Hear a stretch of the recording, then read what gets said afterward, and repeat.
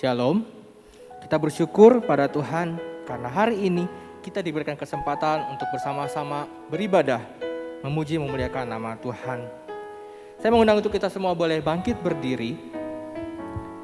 Kita bersama-sama mempersiapkan hati dan pikiran kita untuk mengikuti ibadah saat teduh.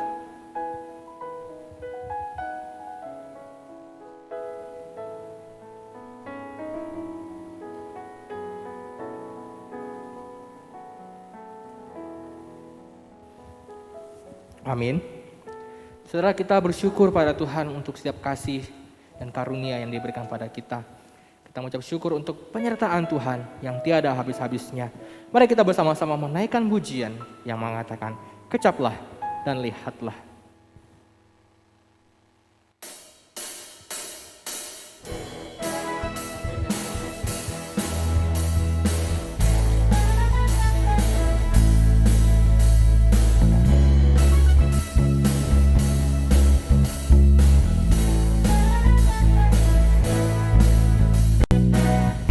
Kecaplah dan lihatlah betapa baiknya Tuhan itu.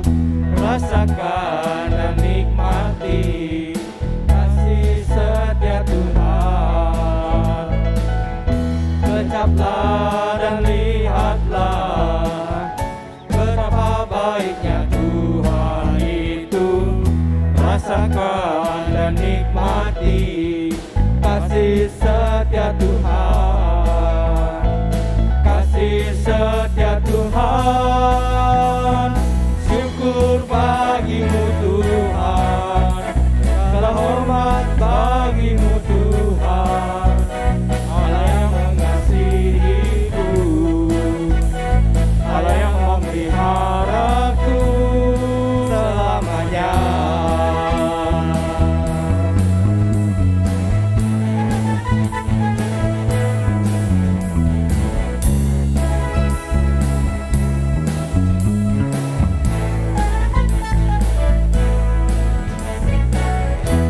Kecaplah dan lihatlah betapa baiknya Tuhan itu. Rasakan dan nikmati kasih setia Tuhan. Kecaplah dan lihatlah betapa baiknya Tuhan itu. Rasakan dan nikmati kasih setia Tuhan, kasih setia Tuhan. Syukur bagimu Tuhan, segala hormat bagimu Tuhan. Allah yang mengasihiku, Allah yang memeliharaku. Syukur bagimu Tuhan, segala hormat bagimu Tuhan. Allah yang mengasihiku, Allah yang memeliharaku. Allah yang mengasihiku, Allah yang memeliharaku selamanya.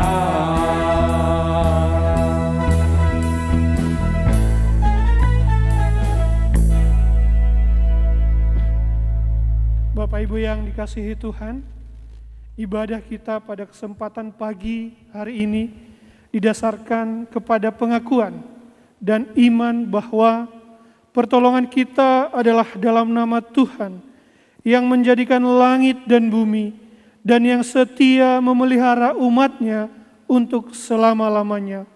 Turunlah atas kita sekalian anugerah dan damai sejahtera dari Allah Bapa dan Tuhan kita Yesus Kristus, serta dalam persekutuan dengan Roh Kudus. Amin. Silakan duduk Bapak Ibu yang dikasihi Tuhan.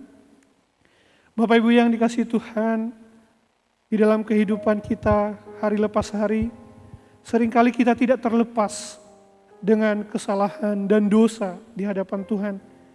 Kita seringkali masih hidup di dalam keangkuhan hati kita, ketidakpedulian terhadap sesama. Kita hanya peduli terhadap diri kita sendiri. Untuk itu Bapak Ibu yang kasih Tuhan, saya mengajak kita datang ke hadapan Tuhan, menundukkan kepala, memohon belas kasihan pengampunan Tuhan. Mari kita berdoa.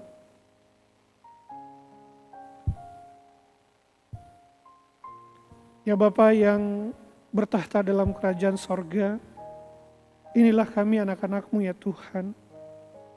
Engkau tahu siapa kami. Kami seringkali hidup di dalam hawa nafsu kami sendiri. Kami seringkali hidup dengan tidak peduli kepada orang-orang di sekitar kami karena fokus kami adalah diri kami sendiri. Padahal kami adalah orang-orang yang telah Engkau pedulikan, orang-orang yang telah Engkau selamatkan. Seharusnya kami meneladani Engkau ya Tuhan. Kami masih sering hidup di dalam kemarahan kami. Kami tidak mampu mengontrol, mengendalikan diri. Kami juga masih sering hidup di dalam kelalaian atau menyia-nyiakan waktu-waktu anugerah yang telah Tuhan berikan. Oh Tuhan, ampunilah kami. Tolonglah kami Tuhan, supaya hidup kami meninggalkan segala perbuatan-perbuatan lama kami. Kiranya kami boleh hidup terus di dalam terang-Mu, hidup di dalam kebenaran-kebenaran firman-Mu. Tuhan pimpin kami terus, sehingga kami menjadi orang-orang yang diubahkan terus-menerus, dan kami menjadi semakin serupa di dalam Engkau. Ini doa kami Bapa, hanya dalam nama Yesus Kristus Putra-Mu kami berdoa. Amin. Mari bangkit berdiri Bapak Ibu yang dikasihi Tuhan. Saya akan membacakan berita anugerah dari 1 Petrus 2 ayatnya yang ke-9. Tetapi kamulah bangsa yang terpilih, imamat yang rajani, bangsa yang kudus, umat kepunyaan Allah sendiri, supaya kamu memberitakan perbuatan-perbuatan yang besar dari Dia yang telah memanggil kamu keluar dari kegelapan kepada terang-Nya yang ajaib. Amin.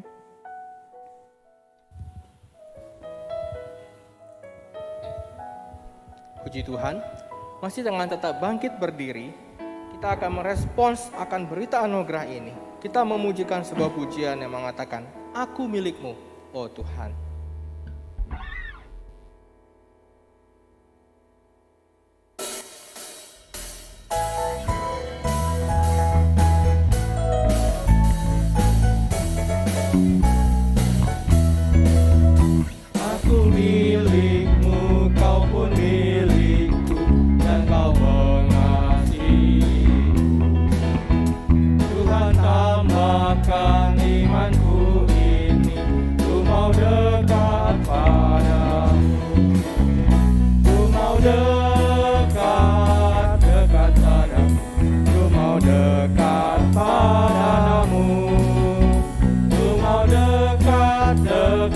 Dekat salibmu ke tempat darah kudus. Ku dikuduskan, rela diutus, bila kuasa padaku. Ku dengan iman beritakan Injil, ku mau turut perintah-Mu. Ku mau dekat salibmu, ku mau dekat padamu. Ku mau dekat salibmu ke tempat darah kudus. Kasih-Mu besar yang tak terhingga, berkat-Mu pun limpahlah. Ku bergilanglah, Roh-Mu sertaku, sampai jumpa-Mu kelak. Ku mau dekat salibmu, ku mau dekat padamu. Ku mau dekat salibmu ke tempat darah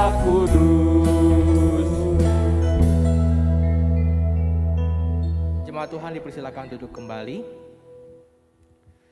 Tibalah saatnya kita akan bersama-sama mendengarkan firman Tuhan yang akan disampaikan oleh hamba-Nya. Mari kita bersama-sama mempersiapkan hati dan pikiran kita untuk menerima firman Tuhan. Kita akan bersama-sama menyanyikan sebuah lagu, Selidiki Aku.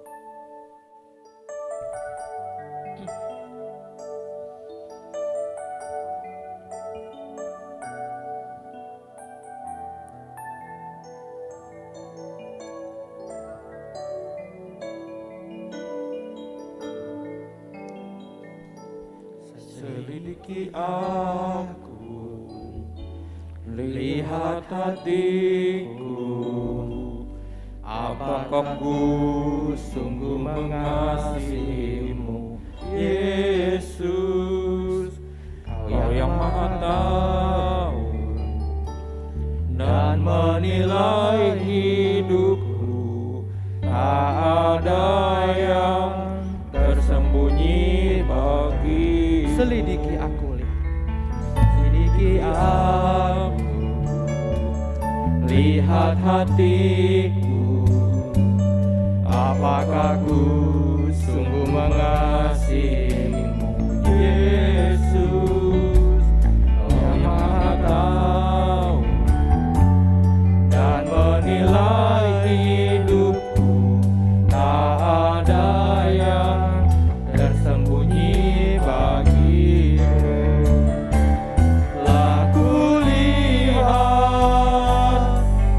Kebaikan-Mu yang tak pernah habis di hidupku. Ku berjuang sampai akhirnya Kau dapati aku tetap setia.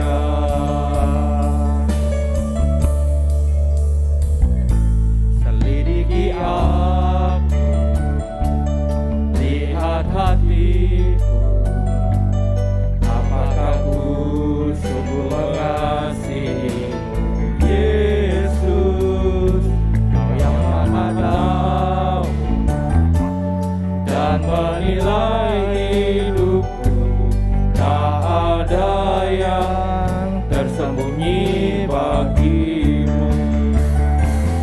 Aku lihat kebaikan-Mu yang tak pernah habis di hidupku. Ku berjuang sampai akhirnya Kau dapati aku tetap setia. jemaat sekalian, saya undang bangkit berdiri. Aku lihat kebaikan-Mu yang tak pernah habis di hidupku. Ku berjuang sampai akhirnya Kau dapati aku tetap setia.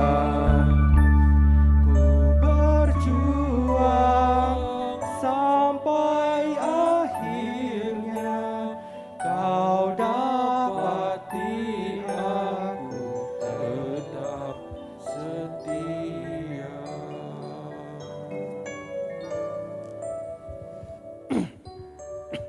Mari kita berdoa.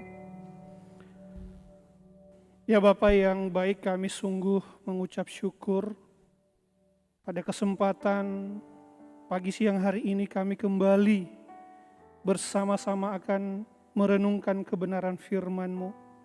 Kami memohon ya Tuhan, biarlah kiranya Allah Roh Kudus yang memimpin hati pikiran kami, sehingga firman-Mu kami boleh sungguh mengerti, pahami, bahkan Engkau juga yang memberikan konsentrasi, sehingga boleh mendengarkan firman Tuhan, bahkan mengikuti ibadah ini sampai pada akhirnya. Berdoa juga Tuhan buat hamba-Mu yang akan menyampaikan, biarlah hikmat, bijaksana, dan kuasa dari Roh Kudus yang memimpin, sehingga firman-Mu disampaikan dengan baik dan jelas. Ini doa kami Bapa, hanya dalam nama Yesus Kristus Putramu kami berdoa. Amin. Silakan duduk Bapak Ibu yang dikasihi Tuhan.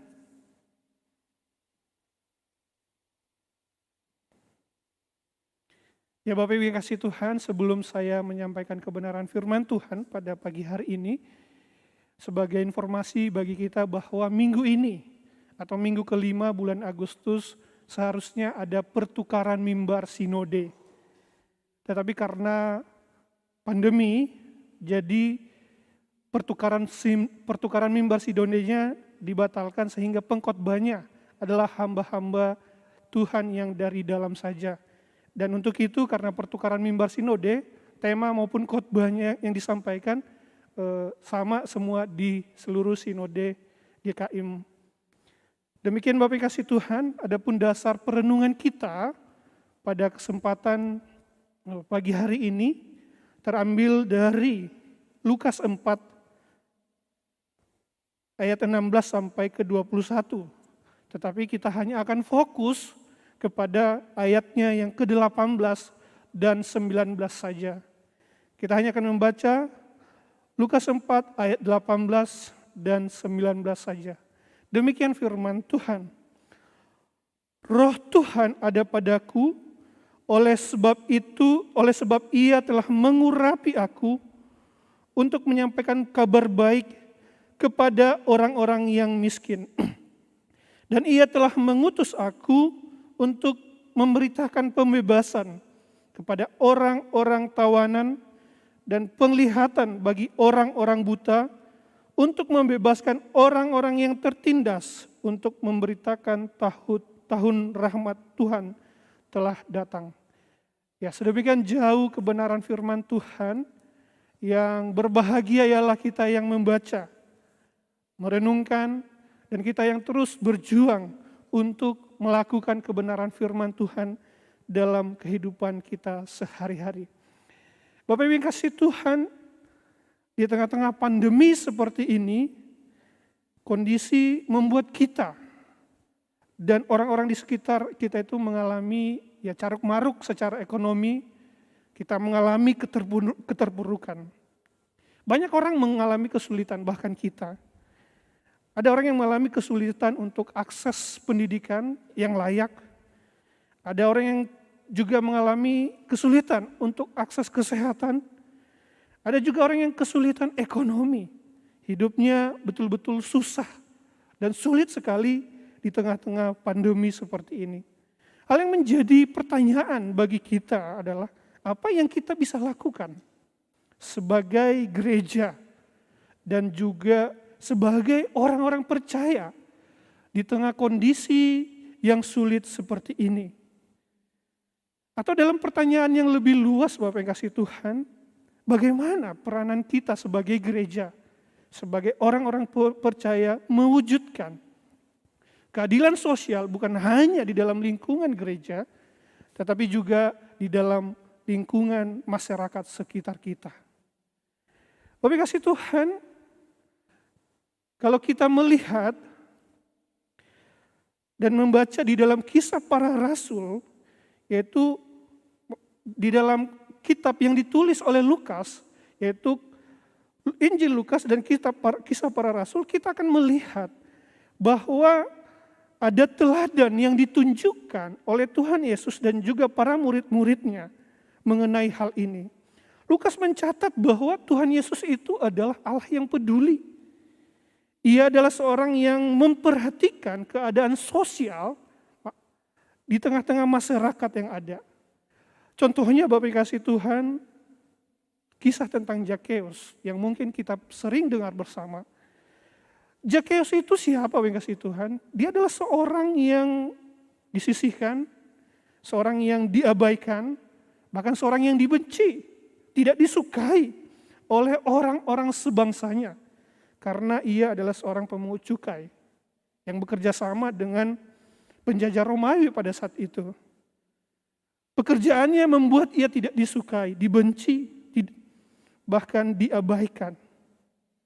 Sekalipun demikian, sekalipun dia diabaikan, disisihkan, bahkan dibuang, Tetapi Tuhan Yesus peduli dengan Zakheus. Bahkan Zakheus itu mengalami perjumpaan dengan Tuhan. Ketika dia mengalami perjumpaan atau Zakheus mengalami perjumpaan dengan Tuhan Yesus, ia mengalami perubahan di dalam hidupnya. Satu perkataan yang luar biasa disampaikan bahwa ia sampaikan kepada Tuhan Yesus, Tuhan, setengah dari milikku akan kuberikan kepada orang miskin. Dan sekiranya sesuatu yang kuperas dari seseorang akan kukembalikan 4 kali lipat. Kita melihat di sini bagaimana Tuhan peduli dengan Zakheus yang tersingkirkan, tersisih, tidak pedulikan. Dan Zakheus mengalami perubahan. Zakheus kemudian mempedulikan juga orang lain. Kita juga melihat kisah yang lain Bapak yang kasih Tuhan, yaitu Tuhan Yesus membangkitkan seorang anak muda di Nain. Dia adalah seorang anak janda. Ketika Tuhan Yesus melihat janda yang sedih itu, firman Tuhan mengatakan tergeraklah hatinya oleh belas kasihan. Dia berkata kepada janda itu, jangan menangis. Dan kemudian dia datang, dia menjamah anaknya dan anaknya itu kemudian sembuh dan dibangkitkan. Tuhan Yesus peduli dengan janda. Di mana posisinya pada saat itu juga adalah orang yang dalam strata orang-orang yang diabaikan, tidak dipedulikan oleh banyak orang. Dan kalau kita melihat juga Bapak kasih Tuhan, di dalam berbagai kesempatan Tuhan Yesus itu di kitab Lukas memerintahkan supaya memberikan sedekah kepada orang-orang miskin. Saat Tuhan Yesus menegur orang-orang Farisi di dalam Lukas 11 ayat 41 sampai 42. Waktu dia menegur, kemudian dia mengingatkan juga supaya mengingat sedekah kepada orang miskin. Kemudian saat Tuhan Yesus mengajar murid-muridnya supaya tidak khawatir menjalani hidup ini, pada bagian itu juga ada diingatkan supaya mengingat memberikan sedekah kepada orang-orang miskin. Saat seorang pemimpin muda mencari keselamatan, namun terikat dengan kekayaan, Tuhan Yesus juga mengatakan kepadanya supaya peduli dengan orang-orang miskin. Oh yang kasih Tuhan, kalau kita melihat lagi di dalam perumpamaan tentang orang Samaria, dan Samaria yang murah hati dalam Lukas 10 ayat 25 sampai 37, serta perumpamaan tentang orang kaya dan Lazarus yang miskin, kita juga melihat hal yang sama. Di dalam kedua perumpamaan ini kita melihat inti yang sama, yaitu bahwa kabar baik yang menjadi misi dari Tuhan Yesus itu bukanlah kata semata-mata, bukan hanya kata-kata semata-mata, tapi juga karya nyata. Karya nyata itu diwujudkan dengan kepedulian, memperhatikan sesama yang ada di sekitar kita.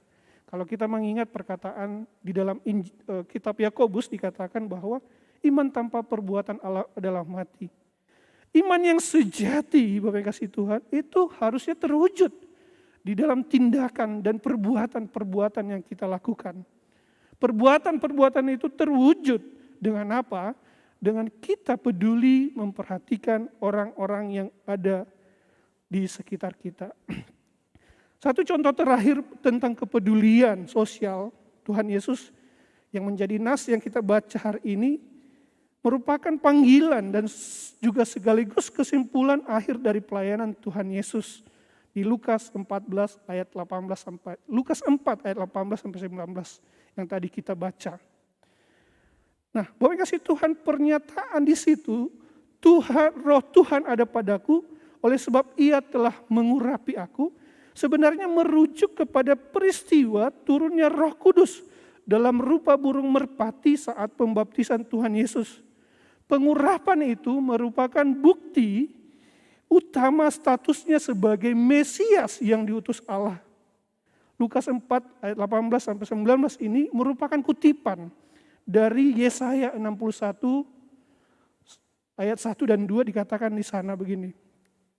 Roh Tuhan Allah ada padaku Oleh karena Tuhan telah mengurapi aku, Ia telah mengutus aku untuk menyampaikan kabar baik kepada orang-orang sengsara dan merawat orang-orang yang remuk hati, untuk memberitakan pembebasan kepada orang-orang tawanan dan kepada orang-orang yang terkurung kelepasan dari penjara, untuk memberitakan tahun rahmat Tuhan dan hari pembalasan Allah kita, untuk menghibur orang semua yang berkabung. Selanjutnya Yesaya 58 ayat 6-7, bukan. Berpuasa yang ku kehendaki ialah supaya engkau membuka belenggu-belenggu kelaliman dan melepaskan tali-tali kuk, supaya engkau memerdekakan orang yang teraniaya dan mematahkan kuk, supaya engkau memecah-mecah rotimu bagi orang yang lapar dan yang membawa ke rumahmu orang miskin yang tak punya rumah. Dan apabila engkau melihat orang telanjang, supaya engkau memberi dia pakaian dan tidak menyembunyikan diri terhadap saudara sendiri. Nah, Bapak kasih Tuhan, kembali lagi ke dalam Lukas ayatnya yang keempat, pasal keempat ayatnya yang ke-18. Dikatakan ada 3 kali kata aku di sana. Ini merupakan penegasan bahwa Lukas ini merupakan penggenapan dari nubuatan perjanjian lama, khususnya dari Yesaya tadi. Tuhan Yesus adalah Mesias yang ditunggu-tunggu, yang sekian lama dinanti-nanti. Ia datang bukan hanya untuk bangsa Israel, tetapi juga untuk seluruh manusia. Kalau kita memperhatikan bahwa Lukas ini menggunakan teks Yesaya yang dikutip, ini untuk menekankan dimensi sosial. Lukas memodifikasi sehingga dalam konteks aslinya Yesaya 61 ayat 1-2 dikatakan di sana tentang pemulihan Israel. Tetapi penulis dengan sengaja tidak menyertakan frasa hari pembalasan. Hari pembalasan itu sebenarnya berbicara pembalasan terhadap musuh-musuh Israel. Tetapi Lukas tidak menyertakannya di sana karena tujuan itu sebenarnya untuk menghilangkan nuansa politis yang ada pada saat itu. Dan karena tujuan daripada Lukas ingin menekankan nuansa sosial, nuansa spiritual. Di sini dikatakan membebaskan orang-orang yang tertindas. Jadi yang ditekankan oleh Lukas di sini bahwa apa yang dilakukan oleh Tuhan Yesus bersifat berdimensi spiritual dan juga berdimensi sosial. Nah, kasih Tuhan, dalam konteks Yesaya 58 dikatakan bahwa orang Israel itu ditegur karena mereka mengabaikan keadilan sosial. Mereka hanya melakukan ritual-ritual keagamaan. Tetapi bukan itu yang Tuhan inginkan. Tapi Tuhan menginginkan puasa. Puasa itu di dalam apa? Dalam bentuk mereka membebaskan orang-orang yang tertindas dan menolong orang-orang yang berkekurangan. Nah, kasih Tuhan, setelah kita melihat bagaimana Tuhan Yesus diurapi, kita akan melihat bagaimana sepanjang perjalanan atau sepanjang kehidupan Tuhan Yesus, khususnya di kitab Lukas, menunjukkan bahwa Ia adalah Allah yang care. Ia adalah Allah yang peduli kepada kebutuhan orang-orang yang ada di sekitarnya. Dan itu untuk penggenapan dari apa yang disampaikan oleh Nabi Yesaya. Nah, kasih Tuhan, ketika Yohanes menanyakan tentang siapakah Tuhan Yesus, apakah Dia yang dijanjikan atau menggenapi janji-janji melalui nabi-nabi itu, Tuhan Yesus berkata kepada Yohanes begini, katakanlah kepada Yohanes, apa yang kamu lihat dan apa yang kamu dengar. Orang buta melihat, orang lumpuh berjalan, orang kusta menjadi tahir, orang tuli mendengar, orang mati dibangkitkan, dan kepada orang miskin diberitakan kabar baik. Jadi kita melihat di sepanjang kitab Injil Lukas ini bagaimana Tuhan Yesus itu begitu care, begitu peduli dengan orang-orang yang dibuang secara dipinggirkan oleh masyarakat. Bahkan kemudian kalau kita membuka lagi tulisan Lukas yang lain, Bapak kasih Tuhan, yaitu kitab Kisah Para Rasul, kita akan menemukan juga nada yang sama, di mana para rasul dan gereja mula-mula pada saat itu adalah orang-orang yang memiliki kepedulian sosial terhadap sesamanya. Dan hal itu terjadi karena apa? Karena mereka meneladani Tuhan Yesus. Misalnya kitab Kisah Para Rasul memulai catatan dengan mengatakan orang Kristen itu memulai pelayanan, mereka itu dipenuhi dengan Roh Kudus. Nah, kata dipenuhi Roh Kudus ini menunjukkan bahwa ada rangkaian karya Roh Kudus yang sama, baik dalam diri Tuhan Yesus maupun dalam diri murid-muridnya. Itulah kemudian kita melihat dimensi sosial juga terjadi di dalam kehidupan para murid-muridnya, khususnya para rasul-rasul di dalam kitab Kisah Para Rasul. Kita melihat bagaimana orang-orang Kristen pada saat itu, orang Kristen mula-mula, Bapak kasih Tuhan, menggunakan harta milik mereka. Misalnya dalam Kisah Para Rasul 2, ayat 44 sampai 45, kemudian pasal 4, ayat 32 sampai 37 dikatakan bahwa komunitas gereja mula-mula menggunakan harta milik mereka untuk membantu mereka yang miskin. Mereka juga memberitakan kabar baik, tetapi di sisi lain juga memperhatikan kebutuhan orang-orang yang kesulitan. Konsep Injil sebagai kabar baik selanjutnya yang kasih Tuhan, yang utuh berdimensi spiritual dan juga berdimensi sosial juga kita lihat di dalam pelayanan Paulus. Misalnya dalam Galatia 2 ayat 10, ketika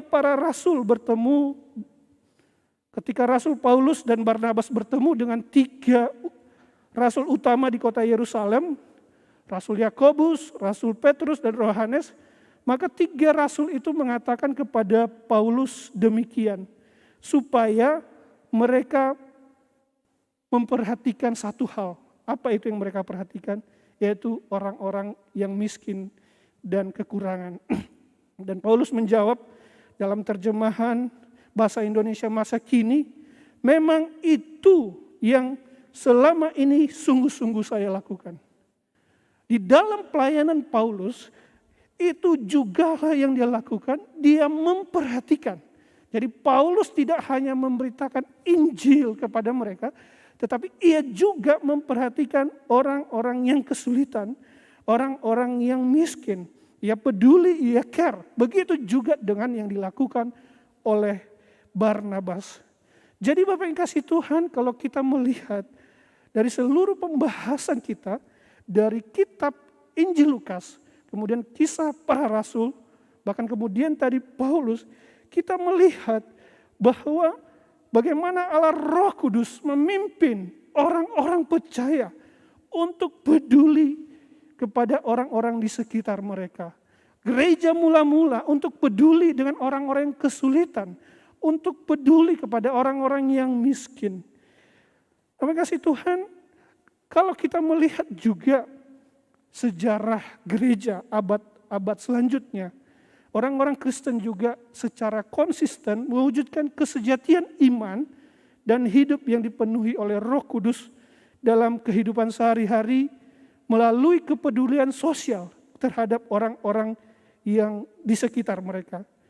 Pada abad ke-5 dan ke-6, pengaruh orang-orang Kristen lah yang memungkinkan ada perlindungan hukum bagi anak-anak zaman kekasaran Romawi yang sebelumnya tidak dianggap sama sekali. Demikian juga pada abad-abad selanjutnya, orang-orang Kristen yang berada di garis terdepan dalam membantu para janda dan anak-anak yatim, membangun rumah sakit, menyediakan bantuan bagi korban bencana, mendirikan balai pengobatan, bantuan bagi orang-orang miskin, dan lain sebagainya.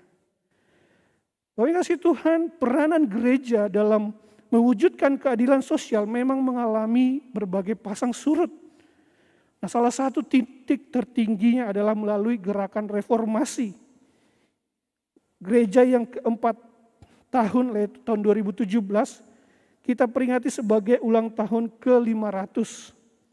Hal yang jarang diketahui bahwa gerakan ini adalah gerakan reformasi gereja bukan hanya berbicara tentang gospel atau Injil keselamatan.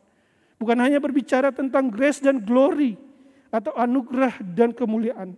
Tapi berbicara tentang good, yaitu perbuatan-perbuatan baik, yaitu menolong sesama yang membutuhkan. Tokoh reformasi Swiss bernama Zwingli, yang konsep-konsepnya juga mewarnai teologi kita, menjalankan budaya dengan mendirikan sekolah teologi bagi para rohaniwan, serta menghubungkan sunat dan juga baptisan anak.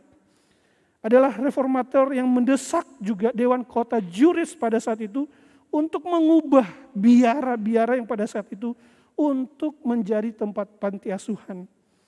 Calvin sendiri, Bapak kasih Tuhan, memperkasai suatu lembaga yang khusus untuk bergerak menolong sesama yang membutuhkan, yaitu orang miskin, orang yang menderita, anak-anak yatim piatu, para lanjut usia, orang-orang yang tersisih, para WTS, wanita tunanetra dan sebagainya.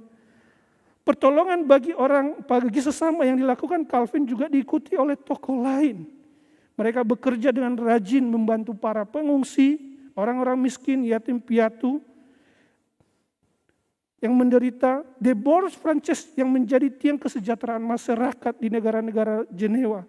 Sehingga kemudian kota itu dianggap sebagai kota yang sempurna. Apa yang dilakukan Calvin konsisten juga dalam doktrin gereja begitu ya, yang dipahami dan diajarkannya. Kita mengetahui bahwa ada 3 ciri gereja, yaitu pemberitaan firman, dan pelaksanaan sakramen, pelaksanaan disiplin gereja, pekabaran Injil. Namun Dr. Van der Ende mengatakan bahwa 3 ciri kesejatian gereja dan aktivitas gereja yang tadi, pemberitaan firman dan pelaksanaan sakramen, pelaksanaan disiplin gereja pasti benar. Tapi ciri gereja yang ketiga bukanlah pekabaran Injil, menurut dia begitu ya. Pernyataan ini tentu tidak bermaksud untuk mengabaikan peran Injil. Tapi jikalau kita ingin mencari doktrin gereja Calvin, maka kita tahu bahwa ciri yang ketiga adalah penyaluran bantuan kasih. Bapak kasih Tuhan, kalau kita lagi memperhatikan dalam catatan sejarah lainnya, ada begitu banyak, khususnya dalam zaman modern, ada begitu banyak hal yang dilakukan oleh anak-anak Tuhan, orang-orang percaya. Misalnya saja George Will tahun 1714 sampai 1770. Ia mempersembahkan sebagian besar uangnya untuk membangun panti asuhan pada masa kolonial. Kemudian George William Wilberforce pada tahun 1759 sampai 1833, ia bertahan puluhan tahun di parlemen Inggris demi menghapus perbudakan. William Carey juga, ia menghapus ritual di India selama berabad-abad bahwa saat seorang suami meninggal maka istrinya akan dibakar hidup-hidup. George Muller yang melayani sekitar 2.000 anak yatim piatu di Bristol, Inggris. Kemudian Charles Spurgeon lagi, yang membangun lebih dari 17 rumah bagi para janda dan sebuah panti asuhan bagi ratusan anak-anak berbagai etnis, serta 66 lembaga pelayanan di daerah-daerah. Bapak kasih Tuhan, kita melihat bagaimana orang-orang Kristen telah berperan aktif melakukan perbuatan baik di dalam sepanjang kekristenan itu sendiri. Perbuatan baik itu, Bapak kasih Tuhan, begitu luas. Beberapa contoh konkret, misalnya kalau kita membaca dalam Matius 25 dikatakan begini. Matius 25, memberi makan kepada orang yang lapar, kemudian memberi minum kepada orang yang haus, memberi pakaian kepada orang yang telanjang, memberi tumpangan kepada orang asing, mengunjungi orang sakit, mengunjungi orang tahanan, menguburkan orang mati. Nah Bapak yang kasih Tuhan, kalau kita lihat Bapak yang kasih Tuhan, di dalam perbuatan-perbuatan yang ketujuh itu kita melihat bahwa Tuhan Yesus hadir melihat semua perbuatan baik yang dilakukan oleh orang-orang Kristen. Bapak kasih Tuhan, bagaimana dengan kita hari ini sebagai orang-orang percaya, sebagai orang-orang Kristen? Adakah kita juga peduli, care dengan orang-orang yang ada di sekitar kita, memperhatikan orang-orang yang kesulitan, mengunjungi orang yang sakit, membantu orang yang lapar, kehausan, dan lain sebagainya.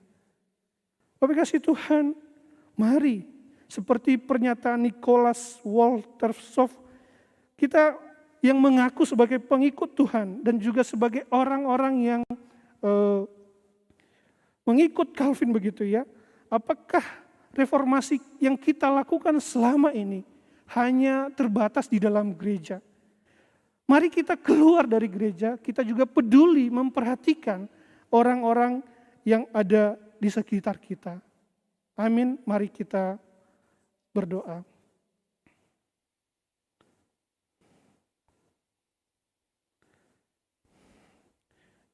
Ya Bapa yang bertahta dalam kerajaan sorga, di tengah-tengah kondisi pada saat ini Tuhan, ada banyak kesulitan yang dihadapi, bukan hanya kami, bukan hanya di dalam gereja, di lingkungan orang-orang percaya, tetapi juga orang-orang yang ada di sekitar kami. Melalui firman Tuhan tadi kami melihat bagaimana Engkau Tuhan adalah Allah yang peduli. Engkau Allah yang memperhatikan setiap orang-orang yang kesulitan. Setiap orang-orang yang mengalami tantangan dalam hidupnya. Orang-orang yang disisihkan, orang-orang yang dibuang. Orang-orang yang mungkin tidak diperhatikan sama sekali. Tapi Engkau peduli dan memperhatikan. Dan bagaimana hal itu kemudian juga terwujud nyata di dalam kehidupan para murid, para rasul.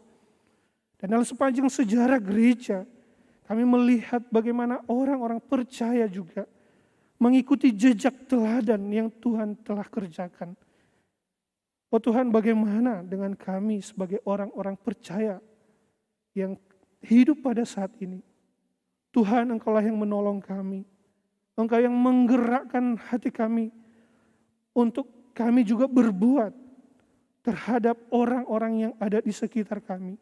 Bukan hanya dalam lingkungan gereja, tetapi kepada orang-orang yang mungkin tersisih, terbuang, dan terabaikan.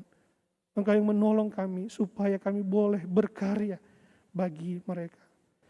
Ini doa kami Tuhan, hanya dalam nama Yesus Kristus Putra-Mu, kami berdoa dan mengucap syukur. Amin.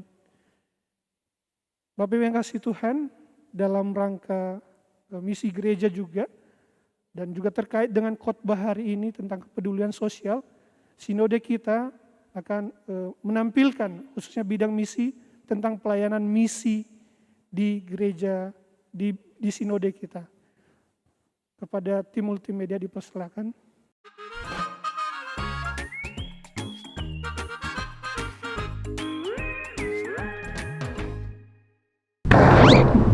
Kaget aku. Bro, kok kelihatan happy banget? Kenapa sih? Puji Tuhan, pembagian sembako hari ini dapat berjalan dengan lancar. Bersyukur ketika saya bisa melihat wajah-wajah yang penuh sukacita ketika menerima pembagian sembako yang saya berikan tadi. Ini Pak, sembako. Terima kasih sekali Pak. Isi Pak. Nggih. Ya ini ada pembagian sembako ya Pak ya. Matur suwun sangat nggih Mas nggih. Aku senang sekali karena aku sudah ambil bagian di dalam bermisi. Anakku, benarkah kamu sudah bermisi?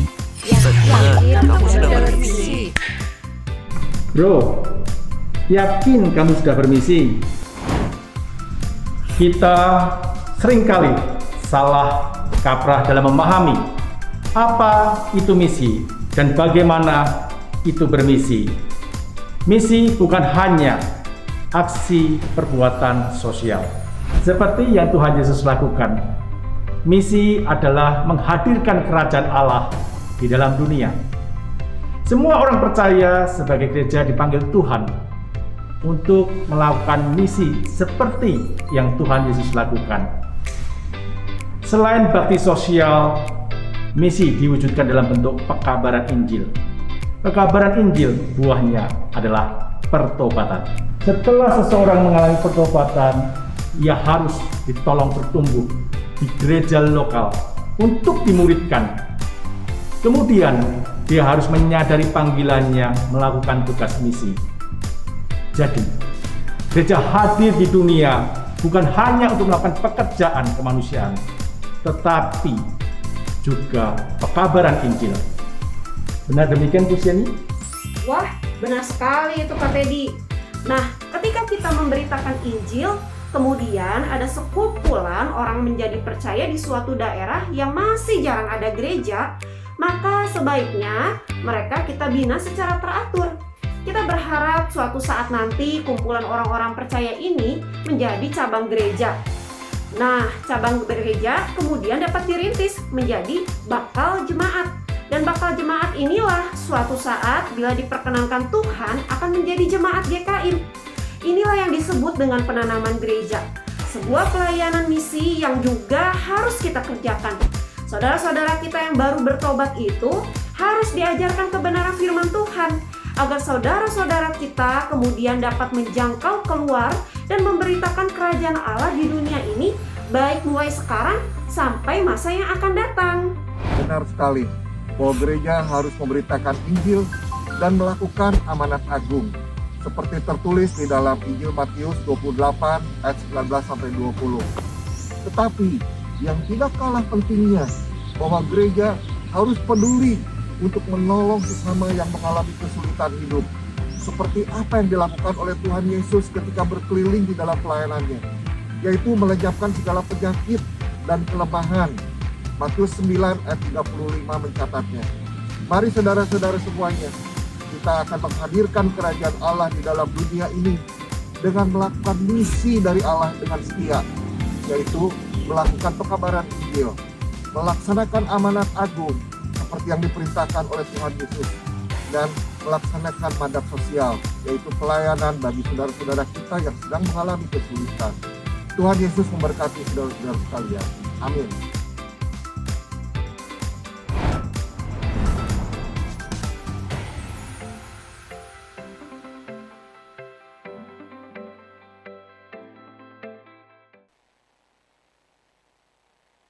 Ya, demikian tadi pesan dari bidang misi sinode kita. Mari kita bermisi Bapak yang kasih Tuhan dengan tidak hanya memperhatikan satu dimensi, tapi memperhatikan dimensi spiritual dan dimensi sosial juga. Amin, kiranya Tuhan Yesus memberkati kita semua.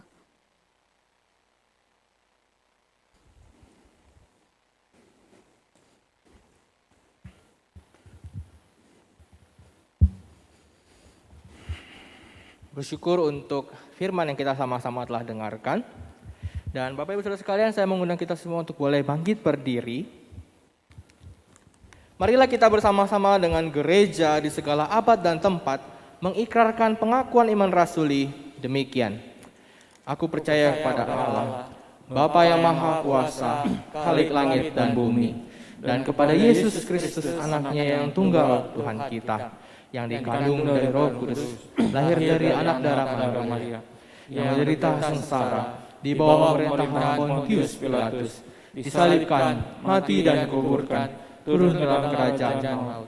Pada hari yang ketiga, bangkit pula dari antara orang-orang mati, naik ke sorga, duduk sebelah kanan Allah, Bapa yang Maha Kuasa, dan dari sana Ia akan datang untuk menghakimi orang yang hidup dan yang mati. Aku percaya kepada Roh Kudus, gereja yang kudus dan am, persekutuan orang kudus, pengampunan dosa, kebangkitan tubuh, dan hidup yang kekal. Amin. Dipersilakan duduk kembali. Saat ini kita akan bersama-sama memberikan persembahan kita. Ayat persembahan pada minggu hari ini terambil dari 1 Tawarikh pasal 16 ayat yang ke-8 yang berbunyi demikian. Tetapi aku dengan ucapan syukur akan kupersembahkan korban kepadamu. Apa yang kunazarkan akan kubayar. Keselamatan adalah dari Tuhan. Bapak Ibu Saudara sekalian, bagi Bapak Ibu Saudara sekalian yang ingin memberikan persembahan, ada beberapa cara yang bisa dilakukan. Yang pertama, saudara bisa mentransfer ke nomor rekening yang tertera di layar saudara sekalian. Atau dengan cara lain, saudara juga bisa men-scan kode QRIS yang juga tertera di layar saudara.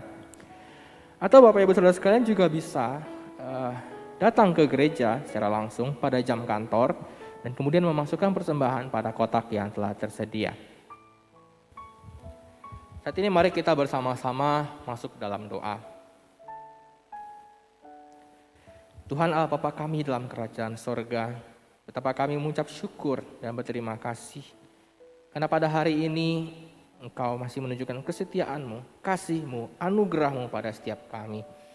Dan kami bisa mendengarkan firman Tuhan, kami bisa memberikan persembahan, itu juga adalah semua karena anugerah-Mu ya Tuhan. Kami sungguh mengucap syukur akan hal itu. Dan Tuhan, saat ini kami juga berdoa terus menyerahkan Tuhan untuk gereja kami, GKIM Saron Cirebon ini. Tuhan, mohon Tuhan yang terus pimpin dan sertai akan pelayanan dari gereja kami ini Tuhan.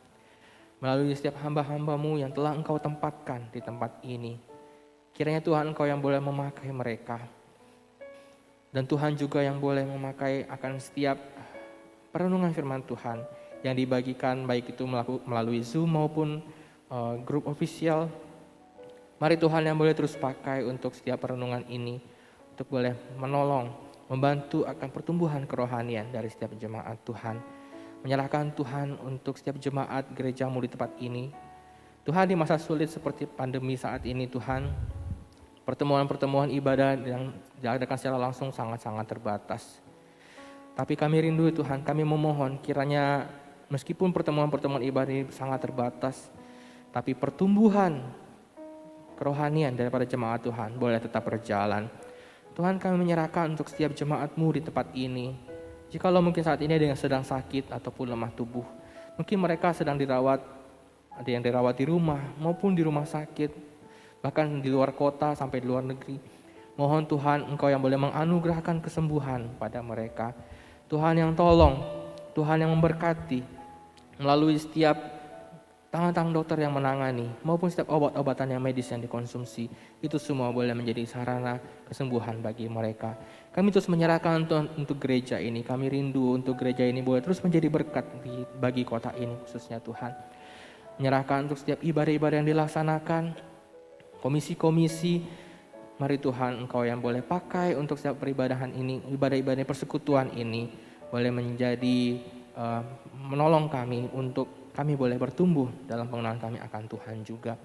Tuhan, saat ini kami berdoa menyerahkan untuk negara kami Indonesia Tuhan. Kami mengucap syukur untuk pemerintahan yang ada, mulai dari tingkat pemerintahan tertinggi, presiden, wakil presiden, hingga tingkat pemerintahan yang terendah, RT, RW.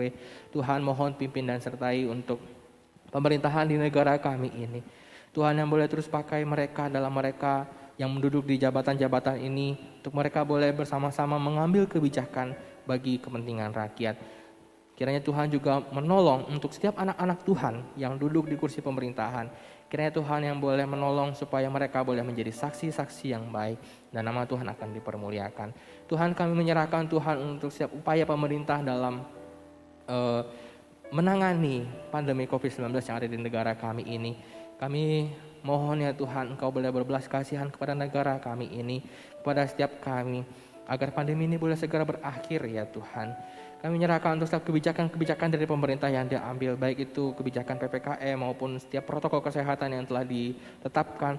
Mohon Tuhan yang pimpin, Tuhan yang boleh pakai untuk setiap kebijakan ini, boleh menolong untuk pemutusan penyebaran daripada COVID-19 dan pandemi ini boleh segera berakhir dan akhirnya kami bisa kembali beraktivitas seperti sedia kala.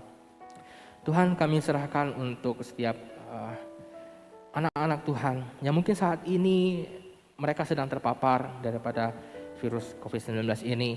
Mohon Tuhan yang boleh menyembuhkan mereka, Tuhan yang memulihkan mereka Tuhan. Engkau memberikan daya tahan tubuh yang baik untuk boleh melawan akan setiap virus ini. Dan mereka boleh mendapatkan kesembuhan yang daripada Tuhan. Ya Tuhan, saat ini kami juga mau berdoa, menyerahkan untuk setiap sesama kami yang ada di Afghanistan. Mereka yang saat ini dilanda ketakutan, perasaan ketakutan, khawatir. Oh Tuhan, kami mohon Engkau boleh beranugerah atas mereka. Engkau boleh memberikan damai sejahtera kepada mereka. Engkau boleh memberikan ketenangan pada mereka, kestabilan, supaya keadaan di sana boleh menjadi stabil. Tuhan, Engkau boleh tetap menjaga, menolong, agar hal-hal yang buruk tidak lagi terjadi. Kami tahu keadaannya tidak mudah ya Tuhan di sana, tapi kami berdoa kiranya Tuhan ada anak-anak-Mu yang tinggal di sana, Tuhan yang juga menolong memberkati mereka, Tuhan yang pakai mereka untuk menjadi garam dan terang bagi sekitar mereka. Ya Tuhan, inilah setiap seru dan doa kami alaskan di dalam nama Putra-Mu, Tuhan kami Yesus Kristus. Kami telah berdoa dan bersyukur. Amin. Saudara sekalian, kita akan mengakhiri ibadah kita pada hari ini. Saya undang kita semua untuk boleh bangkit berdiri. Kita menaikkan pujian, kemuliaan bagi Tuhan saja. Doksologi, sungguh besar Kau Allahku.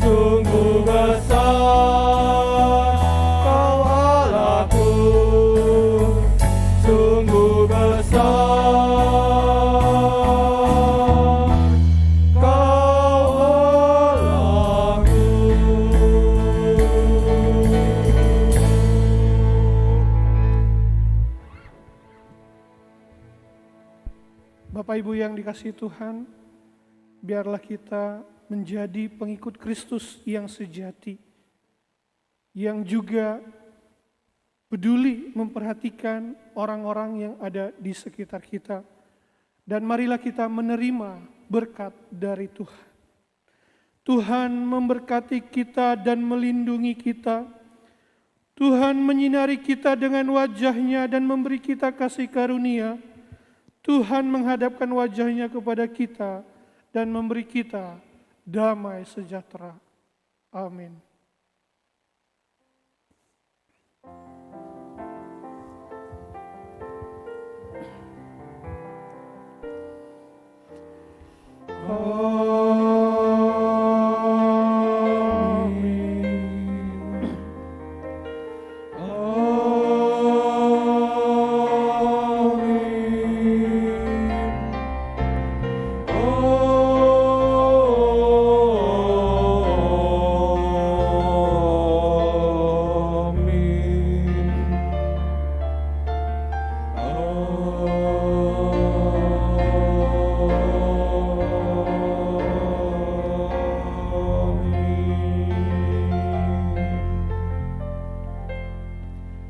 Silakan duduk kembali. Ibadah kita selesai, saat teduh. Tuhan memberkati kita.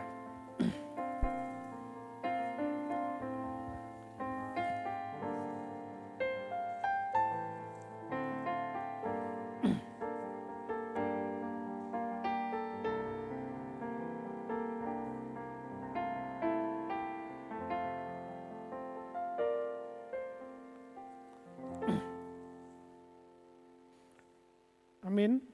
Shalom, selamat siang Bapak Ibu yang dikasihi Tuhan.